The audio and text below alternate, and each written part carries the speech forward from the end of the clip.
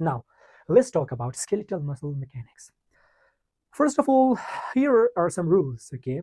One of those rules is that when you increase or decrease the length of a skeletal muscle, this increase and decrease of the length of skeletal muscle cause depletion and reduction of tension and force in a skeletal muscle.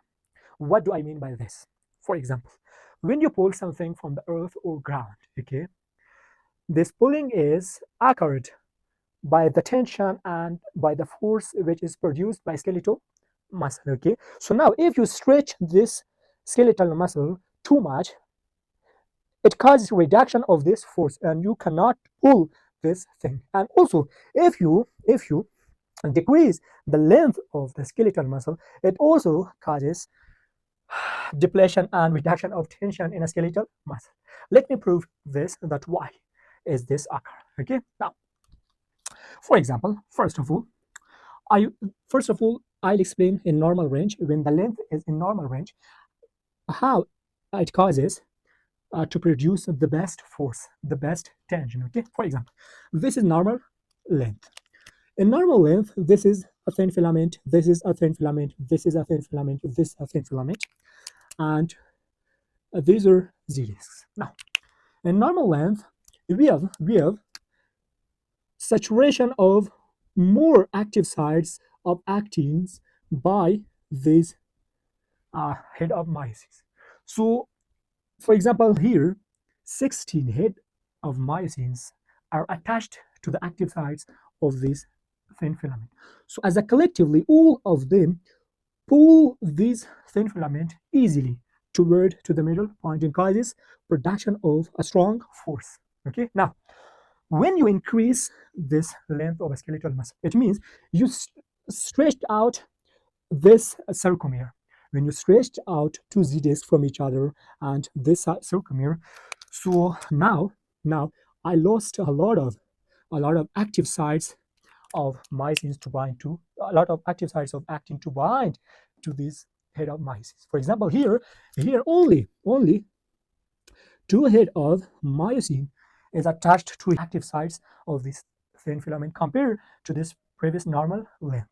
Okay, so that's why they cannot pull this actin easily. Okay, and it's also very important in Frank Starling law in cardiology lecture that we'll talk about it in cardiovascular system. Okay, now when you decrease the length of a skeletal muscle, for example, come here, when you bring these two z-discs close to each other, okay, now furthermore, I don't have any space to bring them close to each other. This is one point. Next, be careful here. For example, this thin filament wants to move from this area to this direction, and this thin filament also wants to move from this direction to this direction. Now, these four head of myosins try to pull this thin filament from this direction to this direction, but this four, this number 1, 2, 3, 4, this is covered by the thin filament of other side, which wants to come from this area to this area. So these head of myosins can't pull this thin filament which is coming from this side to this side to this area. Okay, so that's why as a collectively we lose the tension, okay, or we lose the force. And we have a graph for this. Okay, graphs like this. For example, in y-axis you have tension, and in x-axis your length of a muscle. Now, when you increase, for example, when you increase the length, the tension will be increased in a muscle. A time will reach this. A time will reach this graph. Okay, a time will reach that if you increase the length, so no tension will be produced and you will reach to a plateau phase. But if you furthermore increase the length, so the tension is dropped. The graph of tension is dropped. Okay, now this is called tension, length tension curve, or length tension relationship. Now we can increase or decrease the length of a skeletal muscles by two ways. You can increase it or decrease it actively, or you can increase or decrease it passively. Okay, now for example, when you increase the length actively, Okay, for like this, when you want to increase the length, so the tension will be increased, and a time will reach that furthermore no tension will be developed by this increase of the length of the skeletal muscle. But passively, if you increase the length of a skeletal muscle, okay, it means you want to stretch these connective tissues. When you want to stretch all these connective tissues, now, this is a passive growth. I'm increasing the length, the tension is going to be increased, and until pain, sharp pain appear, or stretch or tear of skeletal muscles occur till this time. So this is very important. Now, when you increase the length of a muscle passively, it causes to produce more tension, and this tension is due to connective tissue, due to stretch of connective tissue. And actively, when you increase the length, okay, so finally the tension will be dropped. But if you join both of them, the active and passive curve together, because it's not a muscle fiber, it's a muscle bundle, and in a muscle bundle we have connective tissue, we have different types of muscle fibers and so on. So when you combine both graphs to each other, look at it carefully because it's so important. Now, actively, when you increase the length, the tension will be increased. But when you join or add to it passive curve, so and this time, due to this passive stretch or due to this passive increase in length, it causes the tension to be increased. So that's why if you increase length of a muscle passively, some time will reach that the muscle will be ruptured. Okay, and also it causes production of pain. Got it? This is so important topic in physiology. Now let's move on a little bit. Here is a curve of velocity and load. Rule is this: if you increase the load, the velocity is decreased. Got it? For example, when you pull 1 kg dumbbell, you can pull it easily. But when you want to pull 10 kg dumbbell, you can't pull it easily. That's why if you increase the load, the velocity is decreasing. Okay. For example, this velocity curve. Increase the velocity, you have to decrease the load, and when you increase the load, the velocities decrease. So they're inversely proportional. Okay, why? Because when you pull a light weight, it causes attachment and detachment of myosin heads easily. But when you pull heavy load, it causes detachment and attachment of myosin heads a little bit slow. That's why it causes uh, the velocity to be decreased. Got it? Now let's move on. What is a muscle twitch? Do you know a muscle twitch? A muscle twitch is a simple contraction of a muscle or a muscle fiber or a whole muscle by a simple depolarization and repolarization. For example, this is a depolarization and repolarization curve. Depolarize and repolarize. Now, after reaching of depolarization and repolarization, muscle twitch occurs. Okay, and muscle twitch occurs a little bit later than the depolarization and repolarization. Okay, this is so important, and it will help us in upcoming parts. Now, this muscle twitch or contraction, we have two types of muscle contractions. And one type of muscle contraction, which is called isometric contraction. It means in isometric contraction, the length of skeletal muscle doesn't change. Okay, for example, you pull something from the earth which is fixed to the ground, so you will produce more tension, but the length of the muscle remains same. Okay, so in isometric contraction, tension is increasing, and we cannot note a change in the skeletal muscle length. Got it? And we have another type of contraction which is called isotonic contraction. In isotonic contraction, the tension doesn't change. Okay, but the thing which is changed, it is length of the skeletal muscle. For example, you want to pull a dumbbell. Okay, now if this dumbbell that you want to pull it, this dumbbell weight is heavier than your force or tension of skeletal muscle, you cannot pull it. Okay, and this is isometric contraction. But if it's lighter than the tension which is produced by your skeletal muscle, you can pull it easily. So the length of muscle will be changed. Okay, but the tension remains same because you don't need to produce more tension.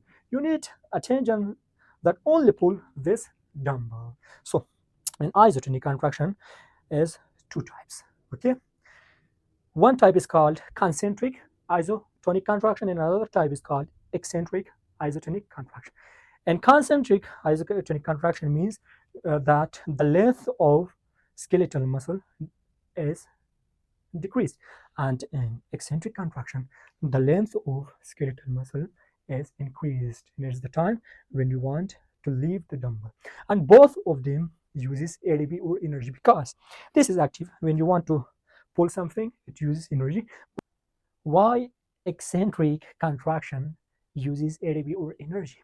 Because when you push or lay down the dumbbell, okay, to the earth, okay, now in this state dumbbell wants to go to the earth, okay, because it's heavy, but you don't want it to go to the earth. You work against the gravity. So that's why sarcomeres, that's why head of mycins will be attached once again to the thin filament to prevent of the sarcomere relaxation. That's why it also uses energy.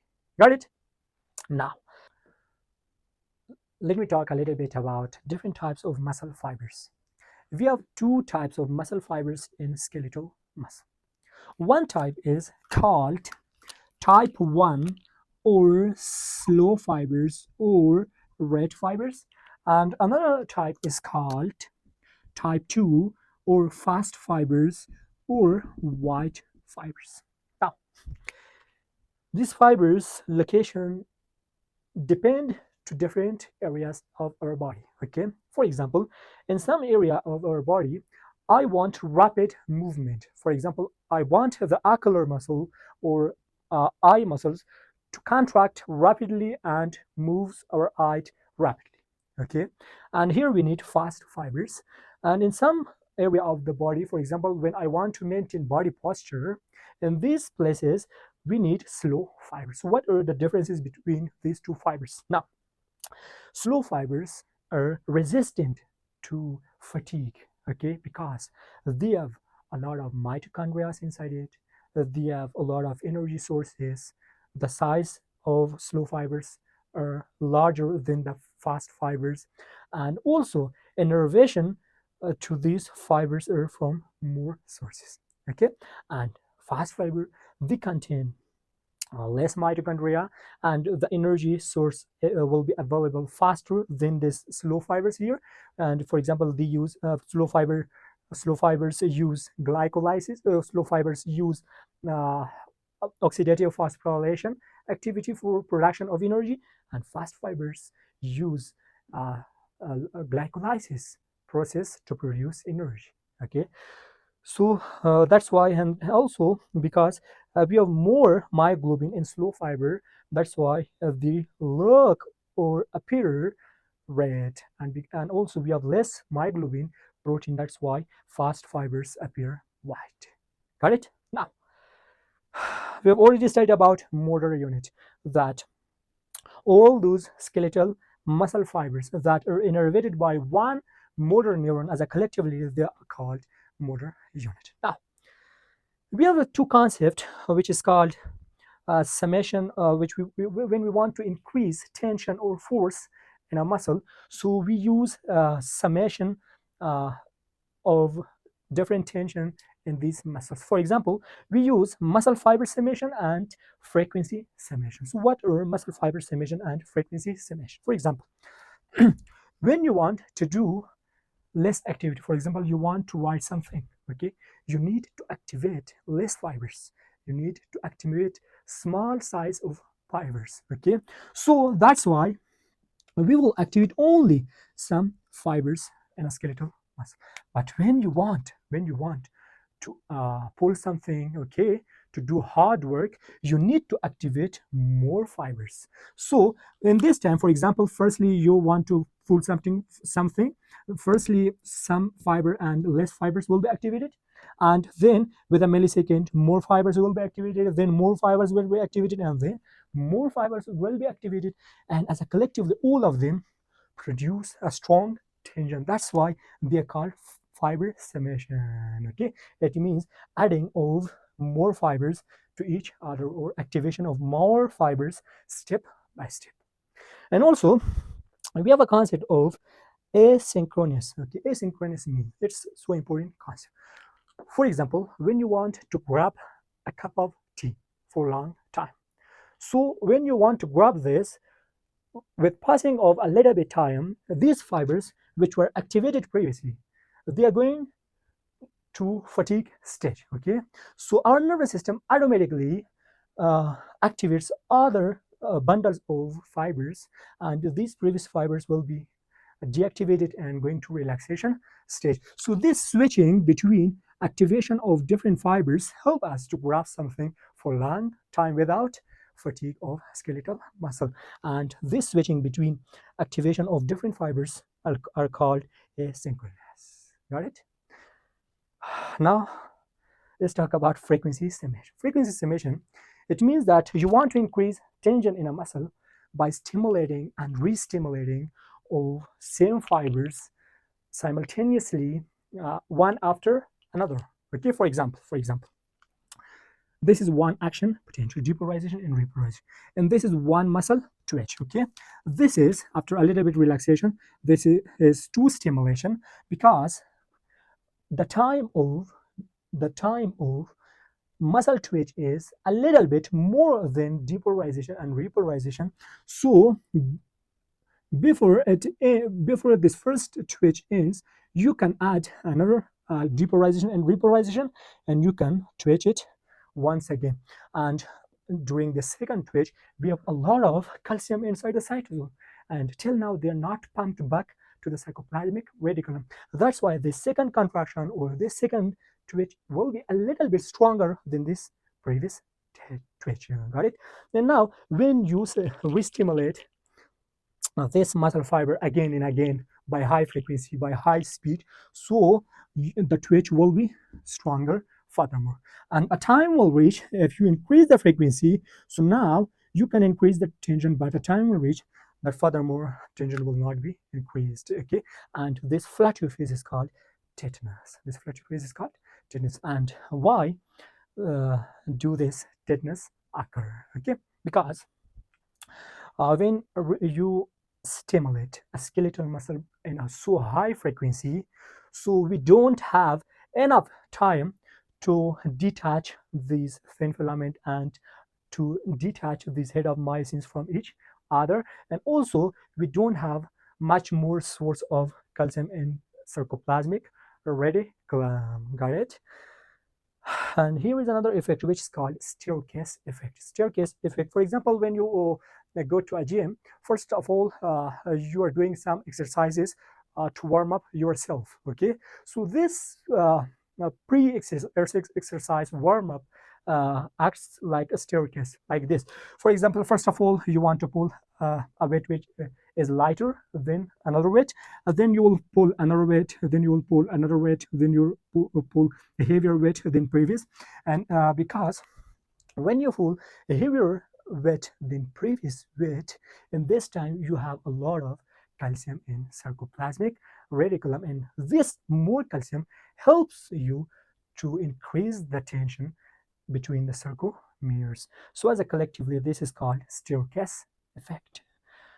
Now let me talk about a concept which is called lever system. Now let me explain the lever system a little bit. It's so important in movement physiology. Okay, when a skeletal muscle wants to move a bone, so this skeletal muscle uses this lever system. And here is a playground game of children that that's called teeter totter or seesaw. Okay, it's a playground game. For example, one child will be here and one child will be here, and they go down and up in this game. Okay, so now this part, for example, this will be a stone and this will be a flat wood or a board like structure. So now this middle part is called fulcrum. Okay, this is called fulcrum. Now this area is called loader. This area is called efforter. Okay, but anyway, now our skeletal muscles use joints as a fulcrum. Okay, and causes movement of different bones. And we have three types of lever system, which are called class 1. The next one is called class 2. The third one is called class 3. In class 1, the fulcrum is between load and effort. In class 2, the fulcrum is the load is between fulcrum and effort, and in class 3 the effort is between fulcrum and load. Let me give you an example for each of them in our body system. For example, this is class 1 lever system. We have a vertebra which is called C1 or that make a joint which is called atlanto-occipital joint. Okay, now this is atlanto-occipital joint. So this is fulcrum. Now our head is loader and back muscles are effort. Now these back muscles work on this fulcrum and causes flexion and extension of our head. Okay, so this is class 1 lever system.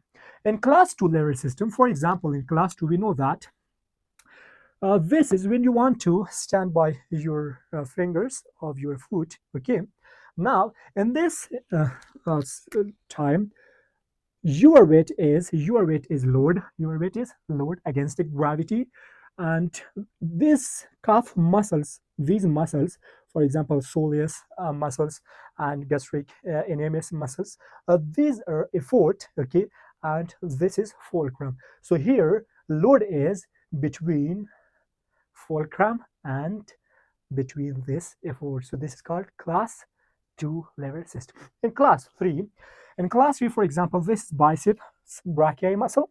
This is load in your hand. Okay, now one end which is called insertion of brachii muscle, it's on radius bone. So now here this is insertion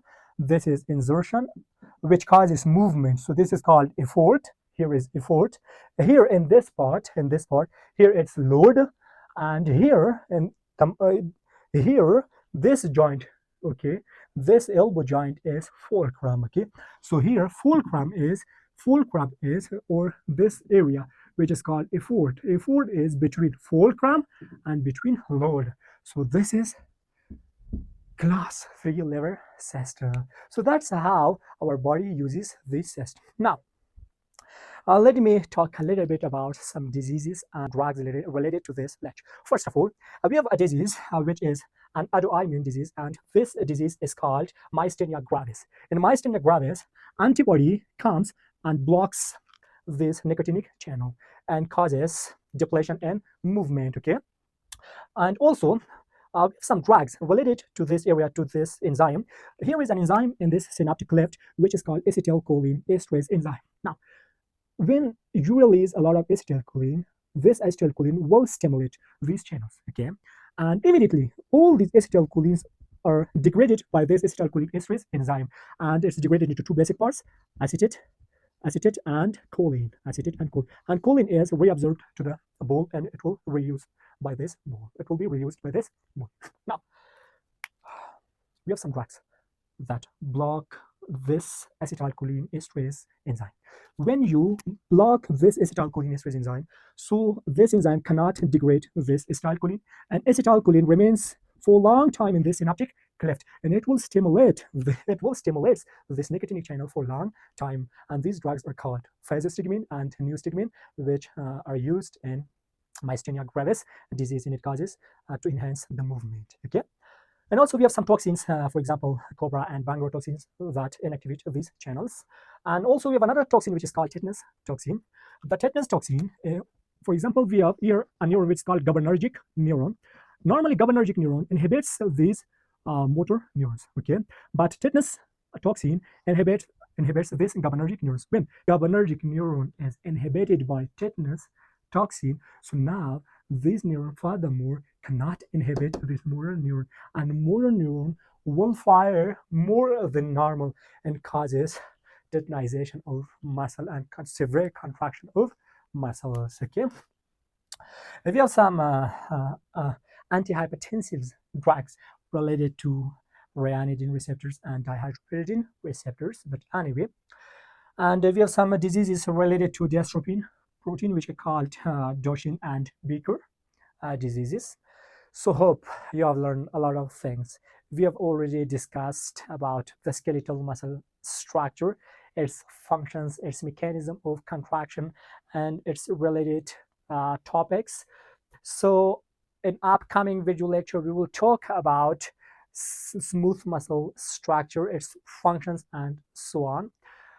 To support us, please subscribe, like, and comment in comment section, and have a good time till next lecture.